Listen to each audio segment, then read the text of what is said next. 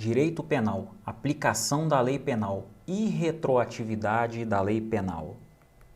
Olá, tudo bem com você? Eu sou o Thiago Pacheco, delegado de polícia, professor de Direito Penal aqui no Aprova Concursos, e hoje falaremos de um tema de suma importância e que certamente será motivo de cobrança na sua prova de concurso. Então, muita atenção a essa aula, a gente vai retomar conceitos que já foram vistos em outras aulas e vamos aprofundar um pouco mais, perfeito? Falaremos hoje sobre a irretroatividade da lei penal. Vamos lá. Eficácia da lei penal no tempo. Aplica-se em regra a lei penal vigente ao tempo da realização do fato criminoso. Mas olha só, aplica-se em regra, a lei penal vigente no tempo da realização do fato criminoso. Excepcionalmente, será autorizada a retroatividade da lei penal para alcançar fatos passados, desde que benéfica ao réu, ok? A lei só retroage para beneficiar o réu. A lei nunca retroage para prejudicá-lo. A lei não retroage para prejudicá-lo. A lei retroage para beneficiá-lo. Vamos lá. A este fenômeno conferido à lei penal de movimentar-se no tempo, dá-se o nome de extraatividade, tá? Extraatividade. E essa extraatividade é dividida em duas partes. Vamos lá, em duas. A primeira delas é o seguinte: retroatividade, que é a capacidade que a lei penal possui de ser aplicada a fatos praticados antes da sua vigência, tá? E a ultraatividade, capacidade de aplicação da lei penal mesmo após as revogações ou, mesmo após a revogação ou cessação de direitos, mesmo após, isso aqui está errado, mesmo após a revogação ou cessação de seus efeitos, perfeito? Então nós temos a retroatividade, e a ultraatividade, tá? A retroatividade é o retorno, a ultraatividade é a capacidade de ser aplicada em momento futuro, beleza? Olha só, sucessão de leis penais no tempo. Entre a data do fato praticado e o término do cumprimento da pena, podem surgir várias leis penais, ocorrendo aquilo que chamamos de sucessão de leis no tempo. Aquilo que chamamos de sucessão de leis no tempo. De acordo com o artigo 5º da Constituição, no seu inciso 45, aliás, no seu inciso 40, anuncia-se, como regra geral, que a lei penal não retroagirá, salvo para beneficiar o réu,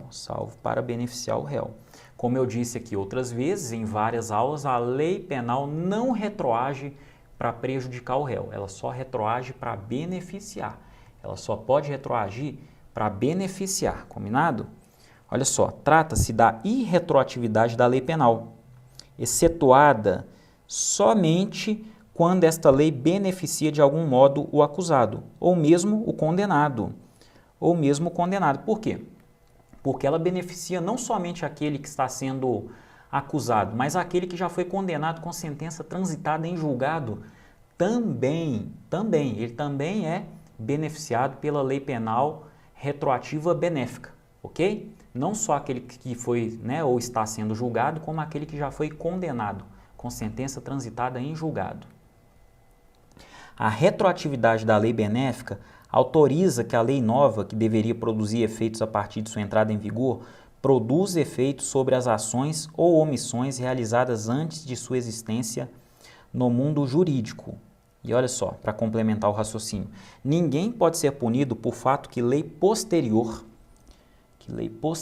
deixa de considerar crime, cessando em virtude dela a execução e os efeitos penais, cessando em virtude dela a execução e os efeitos penais da sentença condenatória. Então, mais uma vez, eu estou falando aqui de irretroatividade da lei penal benéfica. Ela retroage para colaborar, para ajudar o réu. E olha só, Ninguém pode ser punido por fato que lei posterior deixa de considerar crime, cessando em virtude dela a execução e os efeitos penais. Efeitos penais da sentença condenatória, porque os efeitos cíveis permanecem. Efeitos cíveis. Efeitos cíveis permanece. Vamos dar aqui um ok, né? Efeitos cíveis, ok. Efeitos cíveis permanece. Parágrafo único. A lei posterior que de qualquer modo favorecer o agente aplica-se aos fatos anteriores, ainda que decididos por sentença condenatória transitada em julgado. Então, a lei posterior que de qualquer modo favorece o agente aplica-se aos fatos anteriores.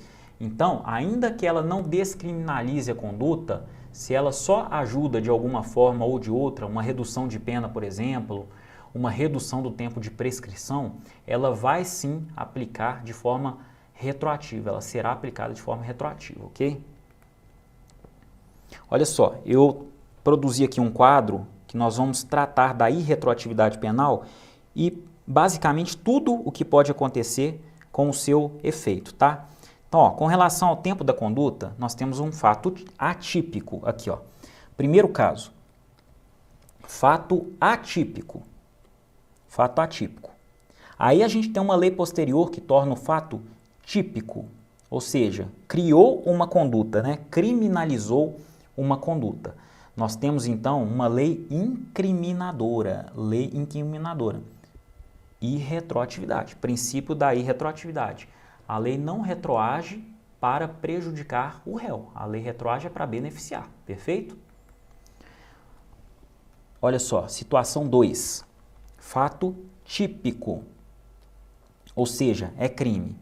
Uma lei posterior mantém o fato típico, mas prejudica o réu. Ele prejudicou. Ele, por exemplo, aumentou a pena. Ele aumentou a pena de determinado crime. Então, a gente tem a novatio legis impedius, irretroatividade. A lei não retroage para prejudicar, ela só retroage para beneficiar. Mais uma vez, eu insisto nisso. Tá? Olha só, situação 3. Nós temos novamente um fato típico. E uma lei posterior, ela promove a supressão da figura criminosa. Ela suprimiu esse fato típico. Temos aqui um instituto da abolitio criminis. Então, nesse caso, a lei vai retroagir para beneficiar o réu. A lei retroage, beneficia o réu, independentemente dele estar sendo julgado ou até mesmo de ter sido condenado com sentença transitada em julgado, tá? A lei vai retroagir para melhorar a situação dele e vai retirar os efeitos da sentença, os efeitos penais, perfeito? Os efeitos penais serão retirados. Por quê? Porque a lei vai retroagir para beneficiar, tá? Abolitio crimes, a lei retroage para beneficiar o réu. Olha só, a gente tem na quarta situação aqui, novamente um fato típico. Ela mantém o fato típico, mas favorece o réu. Ela, por exemplo, reduz a pena. A pena que era de 4 a 10 anos passa a ser de 2 a 8 anos, por exemplo. Essa lei favorece o réu. Nós temos aqui a novatio legis in melius, ou seja, a lei vai retroagir.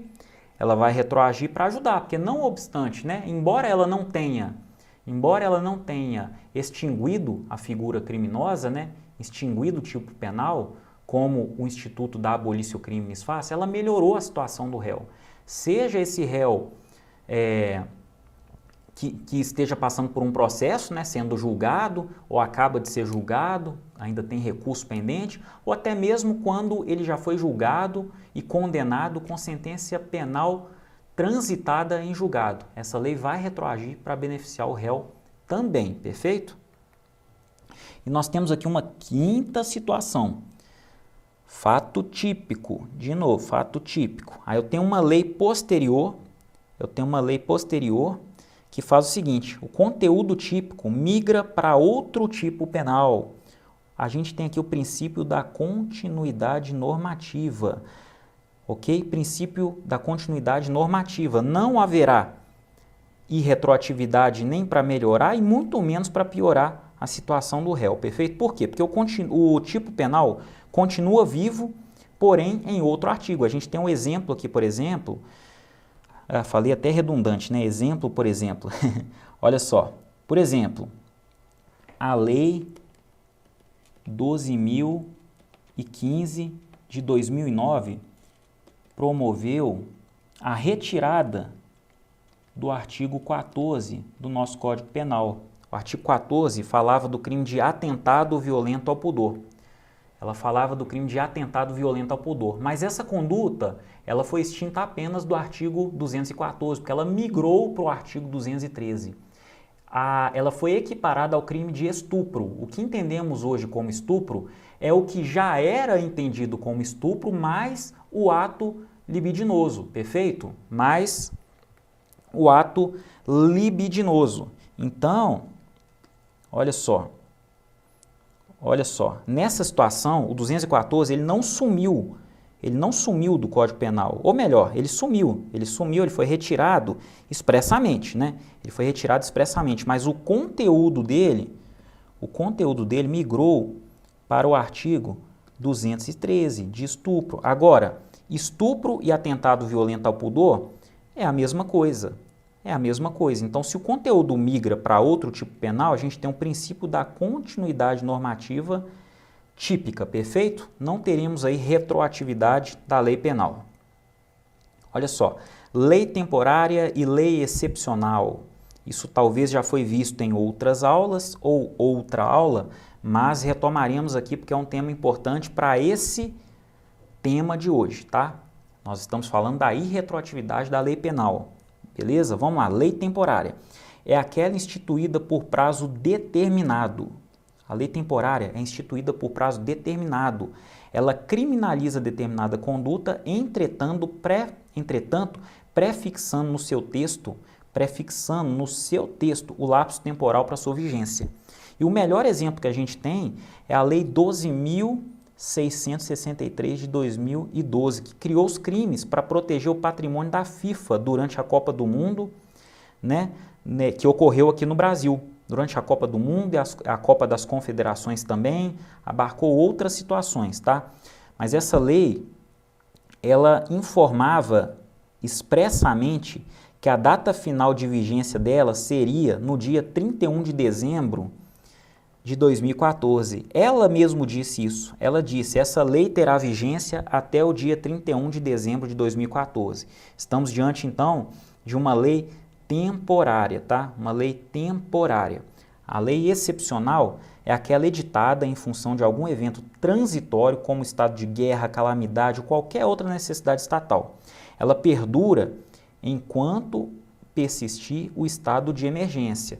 No caso aqui, não há como o legislador prever que essa lei, por exemplo, terá vigência até 31 de dezembro de 2022. Não tem como. Por quê? Porque ele não sabe quando vai terminar a guerra, quando vai acabar o estado de calamidade. Então, a lei vigorará até os finais, né, até o final dessas situações excepcionais, tá? Ela vigorará até o final dessas situações excepcionais, enquanto persistir esse estado de emergência. Enquanto persistir esse estado de emergência, essa lei vai durar. Essa é a diferença entre a lei penal, né, aliás, a lei excepcional e a lei temporária. A lei temporária, ela prevê expressamente o término dela. Na lei excepcional, não. Quem determina isso, quem determina o final dela é o próprio estado de emergência. Quando o estado de emergência finaliza, a lei excepcional também finaliza. Perfeito? Características dessas leis. Autorrevogabilidade. As leis temporárias e excepcionais se consideram revogadas assim que encerrado o prazo fixado em lei, tá? Encerrado o prazo fixado em lei, no caso da lei temporária, ou cessada a situação de anormalidade, no caso da lei excepcional, tá? Outra característica, ultraatividade. Por serem ultraativas, elas alcançam os fatos praticados durante a sua vigência. ainda que as circunstâncias de prazo, né, no caso da lei temporária, e de emergência, no caso da lei excepcional, tenham se esvaído. Se a lei temporária, se ocorre, né, a vigência, o término da vigência dessa lei temporária, como por exemplo no caso da lei lá de 2014, né, da FIFA, em 31 de dezembro a lei perdeu vigência, mas a pessoa que cometeu um crime durante a vigência da lei, né, vamos supor em julho de 2014, quando ocorria a Copa do Mundo, né, junho e julho de 2014, a pessoa cometeu o crime ali, ela pode ser julgada de acordo com essa lei em 2015, 2016, 2017, enfim, não tem prazo para isso, a não ser o próprio prazo de prescrição do crime, mas ele será julgado, embora essa lei não mais exista, ele será julgado de acordo com ela. Por quê? Ela não existe porque é temporária, ela já informou qual que é o período dela, qual o período que ela vai exaurir a sua vigência, ela já informou. Mas não tem problema, porque ela tem ultratividade. Tendo ultratividade, ela será aplicada em 2015, 2016, 2017, até que o caso seja julgado ou a conduta seja prescrita, perfeito? Porque ela terá uma atuação ultrativa. Isso serve também para a lei excepcional, é a mesma situação. Terminada a guerra, o estado de calamidade e etc., essa lei terá ultratividade, poderá ser utilizada, né, deverá, aliás, ser utilizada no caso do julgamento para quem praticou aquele crime durante aquele período, ainda que já tenha esgotado esse período de guerra ou esse período de calamidade pública e etc. Beleza? Combinado? Olha só, de acordo com o artigo 3º do Código Penal, a lei excepcional ou temporária, embora decorrido o período de sua duração ou cessadas as circunstâncias que a determinaram, aplica-se ao fato praticado durante a sua vigência, ainda que essa aplicação seja em momento futuro. O que importa é o quê? O fato praticado durante a sua vigência, ok? Olha só, temos uma outra situação interessante aqui para colocar aqui para você, que é o seguinte: a lei intermediária. Lei intermediária. E aí? Como a gente vai fazer? Se, por exemplo, uma lei A diz uma coisa, a lei B dá uma melhorada nela, mas piora outra, aí vem uma lei C em outro sentido e faz uma bagunça danada, como é que a gente vai resolver essa questão, hein? Como nós vamos resolver essa questão? Então vamos lá.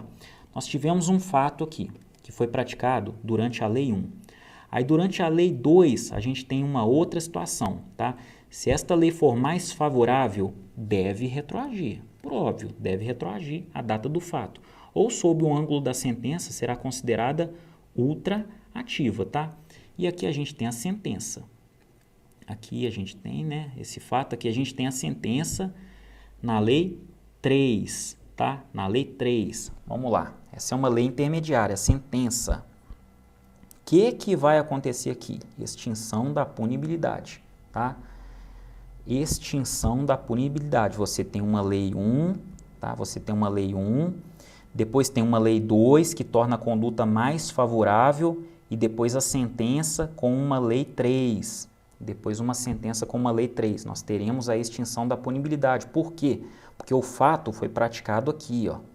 O fato foi praticado aqui, ok? Essa lei aqui extinguiu a punibilidade. Esta lei extinguiu a punibilidade. Ela foi utilizada na prática de forma ultrativa. Ela beneficiou o réu aqui. Ela beneficiou o réu aqui. Ela beneficiou. Então, se uma lei 3 vem cá e criminaliza a conduta, né? Ela criminaliza a conduta novamente, não tem problema. Por quê? Porque o fato foi praticado aqui. E a lei não retroage, a lei aqui, ó, ela não retroage, ela não pode retroagir para prejudicar, ela só retroage para beneficiar. Então, se uma lei 2, a lei 2 promoveu a extinção da punibilidade, ou até mesmo melhorou a situação do réu sem promover a extinção da punibilidade, ela é aplicada de forma retroativa, perfeito, retroativa. E posteriormente vem uma lei 3 que piora a situação do réu, ou criminaliza novamente a conduta. Não, ela não será aplicada de forma retroativa, tá? Nós teremos aqui o instituto da extinção da punibilidade, ou no mínimo, a pena do réu será melhorada, tá? No mínimo, a pena do réu será melhorada. Perfeito? Parece difícil de entender, mas não é. É só a gente pensar com carinho, tá? É só pensar com carinho. Fato 1, lei 1, lei 2 e sentença na lei 3, tá? O fato foi promovido, o fato ocorreu no momento em que a lei 1 vigorava, a lei 2 é mais favorável, ela retroage, ok? E a lei 3, no momento da sentença, ela piora a situação do réu, porém não retroage, porque ela não pode retroagir para prejudicar. Então será aplicado, na verdade, a lei 2, promovendo a extinção da punibilidade ou, no mínimo, melhorando a situação do réu. E olha só, tem um tema mais complicado ainda, que é a combinação de leis. É possível a combinação de leis penais para favorecer o réu? Isso tem uma grande discussão na doutrina e na jurisprudência. Vamos lá.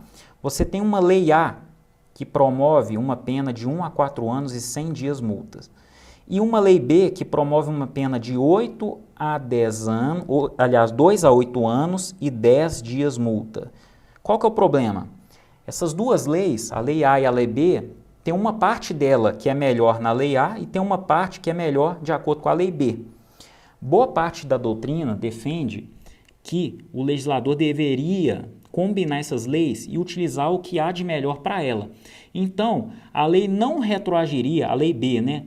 A lei B, vamos colocar, lei A e lei B. A lei B não retroagiria no que tange a sua pena. Por quê? Porque a lei A tem uma pena melhor. Contudo, ela retroagiria no que tange ao quê? A sua penalidade de multa, de dias multas. Por quê? Porque ela tem menos dias multa do que a lei A, que teria 100 dias multa. Uma parcela da doutrina, até considerável, falava que essas leis deveriam ser combinadas e o legislador utilizaria a melhor parte de cada uma delas. Perfeito? Contudo, atualmente esse raciocínio não é válido, tá? Esse raciocínio não é válido porque o STJ tem entendido de forma diferente. O STJ tem entendido de forma diferente. E o que diz o STJ? A solução é simples. A solução é a mais simples de todas, muito mais simples do que você imagina. Ele fala assim, pergunta ao réu. A gente tem um problema de incompatibilidade de normas. A gente não pode misturar as normas. Por quê? O STJ fala o seguinte, se você utiliza a parte boa da lei A e a parte boa da lei B, você estaria criando uma lei C. Você estaria criando uma lei C. E é proibido. O operador do direito, né, o juiz não pode criar uma lei C. Ele não pode legislar. Princípio da separação dos poderes. Princípio da separação dos poderes. Quem legisla sobre direito penal não é o juiz, não é o poder judiciário, é o poder legislativo. Poder legislativo da União, perfeito? Como regra, tá? É o poder legislativo que emana as leis penais. O poder judiciário não pode. Então a gente está diante de um problema, de incompatibilidade de normas. Mas o STJ foi simples, ele falou, o réu escolhe. O réu escolhe. Sem problema, pergunta para ele. Por quê, gente? Por que o réu escolhe? Tem situações que, concretamente falando, é mais interessante para ele pagar uma multa menor e ter uma penalidade maior do que ele pegar uma pena privativa de liberdade menor e pagar uma multa maior. Isso só pode ser visto no caso concreto.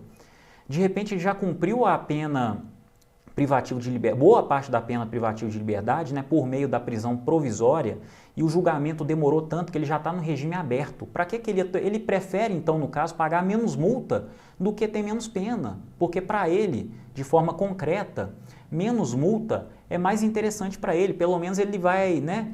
Pelo menos ele vai dever menos dinheiro ao Estado.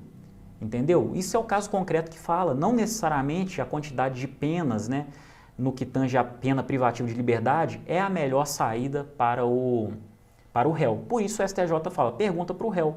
Perfeito? Então não tem erro, gente. Ó, o réu escolhe. Perfeito? Bom, eu vou ficando por aqui. Isso é tudo que eu queria falar sobre a irretroatividade da lei penal. Se você ficou com alguma dúvida, não hesite em me procurar aqui na Prova Concursos, eu estou à sua disposição, ok? Então eu te desejo aí bons estudos, muita paz, fique com Deus e a gente se vê na próxima aula. Um grande abraço!